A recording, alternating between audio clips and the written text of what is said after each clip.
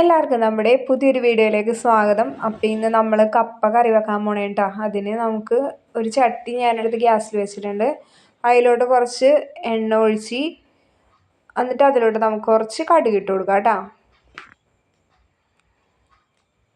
കടുകെല്ലാം ഇനി നല്ലപോലെ പൊട്ടി വരണം.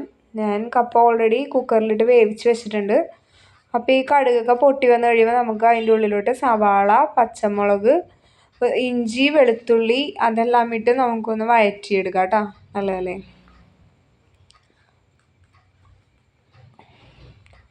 വഴറ്റിയെടുത്തതിന് ശേഷമാണ് നമ്മൾ അതിലോട്ട് പൊടികളൊക്കെ ഇട്ട് കൊടുക്കാൻ പോണത്.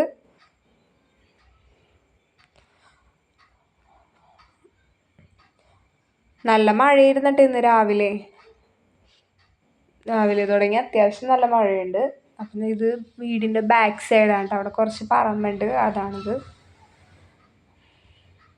അപ്പം ഞാനിതിന് പൊടികൾ ആവശ്യമായിട്ട് കുറച്ച് മഞ്ഞൾപ്പൊടി ഇട്ടാണ് ഞാൻ ഓൾറെഡി കപ്പ വേവിച്ചത്. എന്നാലും ഒരു ഇച്ചിരി മഞ്ഞൾപ്പൊടി, പിന്നെ ഇത്തിരി മുളക് പൊടി, ഇത്തിരി ഇടിച്ച മുളകും കൂടി ഇട്ടിട്ടുണ്ട് കേട്ടോ. അതും കൂടി ഇട്ട് നമുക്ക് നല്ലപോലെ ഒന്ന് വഴറ്റിയെടുക്കാം.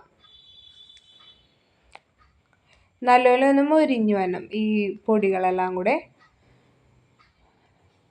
ഇതെല്ലാം മുരിഞ്ഞ് വരുമ്പോൾ നമ്മൾ വേവിച്ച് വെച്ചേക്കണം കപ്പയും കൂടെ നമുക്ക് ഇട്ട് കൊടുക്കാം. ഞാനിതിൽ മഞ്ഞളും കുറച്ച് ഉപ്പും കൂടി ഇട്ടിട്ടാണ് ഞാനിത് വേവിച്ച് വെച്ചേക്കണത്. അത് നമുക്ക് ആ മസാലയിലോട്ട് ഇട്ടിട്ട് നല്ലപോലെ ഒന്ന് മിക്സ് ചെയ്തെടുക്കാം.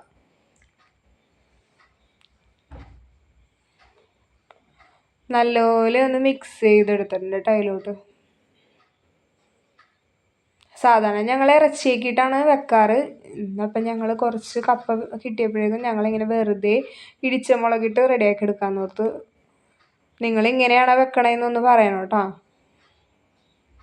അപ്പം അതേ കപ്പക്കറിയൊക്കെ റെഡി ആയിട്ടുണ്ട് കേട്ടോ. അതിലോട്ട് ഞാൻ കുറച്ച് പച്ച വെളിച്ചെണ്ണയും കൂടെ ഒഴിച്ചു കൊടുത്തായിരുന്നു. അപ്പോൾ നമുക്ക് അടുത്ത വീഡിയോ ആയിട്ട് വീണ്ടും കാണാം കേട്ടോ. Okay, by.